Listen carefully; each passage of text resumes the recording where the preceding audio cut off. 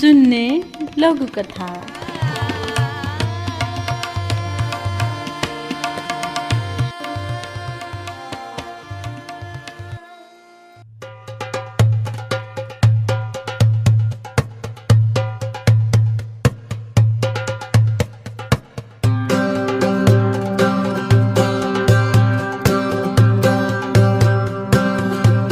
नमस्ते, शून्य लघुकथाको 71औं अङ्कमा तपाईँलाई स्वागत छ।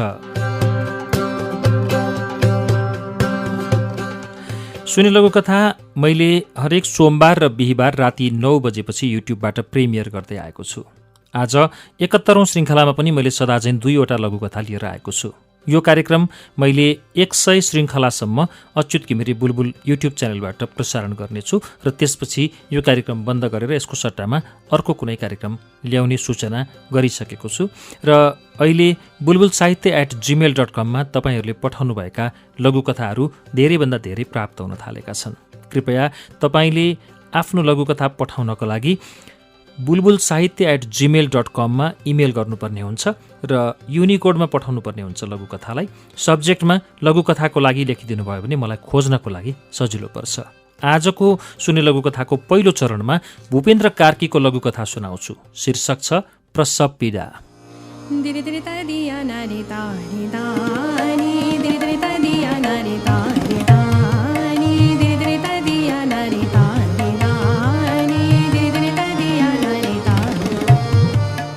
पाँचजना छोरीहरू जन्माएपछि फेरि पनि कान्छी गर्भवती भएकी छे। यो पटक भने कता कता 6औं पटक उसलाई छोरा होला कि भन्ने झिनो आशा छ। महिलालाई बच्चा पाउन जुन दुःख र असह्य पीडा हुन्छ त्यसको अलिकति पनि पुरुषहरूलाई थाहा हुने भए महिलालाई अपहेलना गर्दैनथे होला। आफ्नो सुन्निएको हात गोडा र सास फेर्न पनि गाह्रो हुने गरी उचालिएको आफ्नो 9 महिनाको पेटतिर हेर्दै लामो सुस्केर हाल्दै कान्छी मनमा नै सोचे, के गर्नु, पाउन त मन थिएन। जेठी छोरी नै 16 वर्ष लागिसकेकी छे, तर यो पुरुष प्रधान समाजमा जहिले छोरा नै खोज्ने रहेछन्। छोरी चाहे जति नै पढेको र बुझेको किन नहोस्, तर रीतिरिवाज र संस्कारले छोरा नै चाहिने।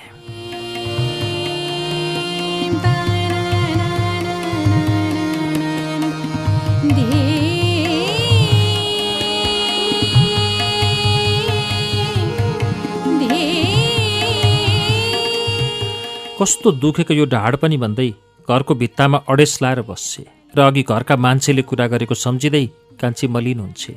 यो पालिनी छोरा भएन भने श्रीमानको अर्को बिहे गरिदिने रे, कस्तो अचम्म। छोरा पनि बनाएर पेटमा हाल्न मिल्ने चिज हो र भन्दै एकछिन आफूसँगै झोकिन्छे पनि। जति जति प्रसवको दिन नजिकिँदै आउँछ उति उति कान्छीको मुटुको धड्कन बढ्न थाल्छ। त्यत्तिकैमा एक दिन बेसरी पेट दुख्न थालेपछि कान्छी चिच्याउन थाल्छे र केही बेरमै बच्चाको च्याँ च्याँ आवाज सुनिन्छ।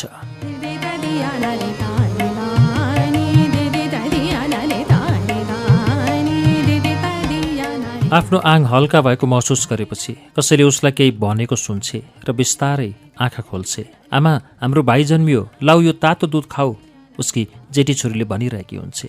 आमा उठ न, सुनेनौ?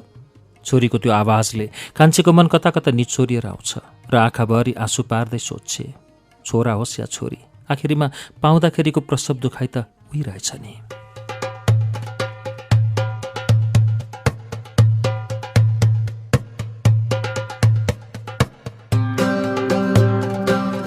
भूपेन्द्र कार्कीको लघुकथा प्रसव पीडा मैले शून्य लघुकथाको पहिलो चरणमा सुनाएँ।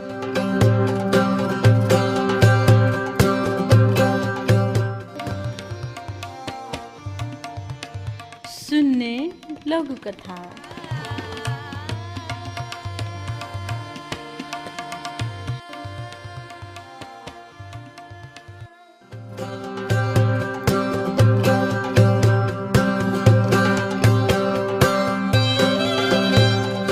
शून्य लघुकथाको दोस्रो चरणमा तपाईँलाई फेरि स्वागत छ। यो चरणमा पनि मैले तपाईँले इमेलबाट पठाउनु भएको लघुकथा लिएर आइपुगेको छु। रत्ननगर नगरपालिका 6 चितवन घर भई अहिले ताइवान बस्दै आउनुभएका दीपक खनाल अगमको लघुकथा छ अब मैले सुनाउने। शीर्षक रहेको छ डिएनए।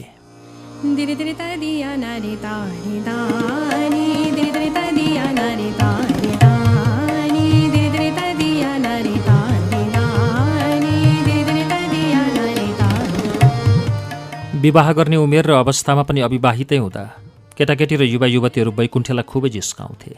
कहिले नाकको डाँडीमा औलाले सहनाई बजाए चाहिँ गरेर, कहिले नरसिङ्गा बजाए चाहिँ गरेर, त कहिले 2वटा चोर औँलाको ट्याम्को बजाए चाहिँ गरेर। कारण ऊ सोझो, इमान्दार र मेहनती थियो। दैनिक वृद्ध बुबा आमाको सेवामा र ज्याला मजदुरीले गुजारा चलाउँथ्यो। त्यसैले होला कसैले जिस्काउँदा पनि प्रतिकार बिना नै मुसुक्क हाँसेर आफ्नो बाटो लाग्थ्यो। विवाह गर्नै पर्ने आवश्यकता र चाहना हुँदा पनि बेहुली नपाएर ऊ अविवाहित जीवन व्यतीत गर्दै आइरहेको थियो।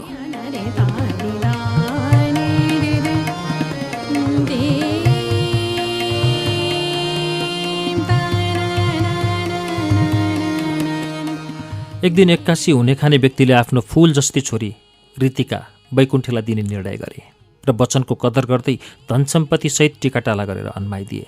रीतिका भित्र आएपछि बैकुण्ठेको परिवारमा सुखका दिनहरू आए। गाउँलेहरू भन्थे बजिया अभागी भनेको त भाग्यमानी पो रहेछ। विवाह गरेको 210 दिन अर्थात् 7 महिनामा घोरले छोरा जन्मियो। दिन र महिना नपुग्दै जन्मेको बच्चा पनि पूर्णतः घोरले थियो। बैकुण्ठे र रीतिका परे आर्य जाति, बच्चा चाहिँ हेर्दा मङ्गोल जस्तै देखिन्थ्यो। गाउँलेहरूले फेरि जिस्काउने न्यौ पाए, अहो नाक, आँखा र ओठ त ठ्याक्कै बाउको जस्तै रहेछ।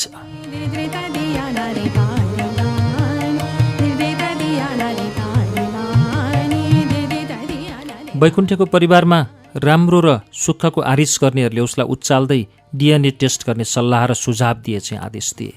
फलस्वरूप ऊ डिएनए टेस्ट गर्न पुग्यो। परीक्षणको प्रमाणपत्र लिने ऊ कार्यालयको बाहिर आफ्नो पालो पर्खिरहेको थियो। भित्र 2 व्यक्तिबाट आएको आवाज माथिको आदेशअनुसार यो रिपोर्टलाई बाबु र छोराको डिएनए मिलाएर हस्तान्तरण गर्नु भन्ने सुन्यो, तर प्रष्ट रूपमा बुझेन। 1.5 घण्टाको पर्खाइ पश्चात त्यहाँका सम्पूर्ण कर्मचारीबाट बधाई र शुभकामनासहित डिएनए टेस्टको रिपोर्ट बैकुण्ठेलाई हस्तान्तरण गरियो।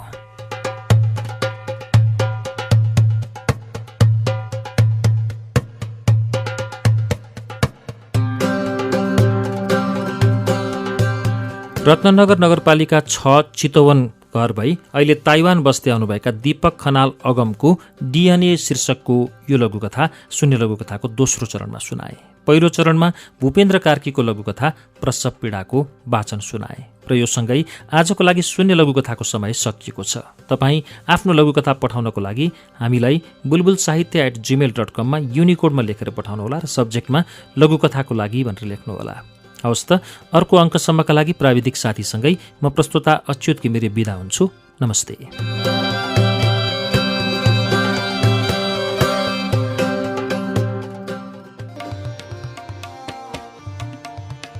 सुन्ने लघुकथा।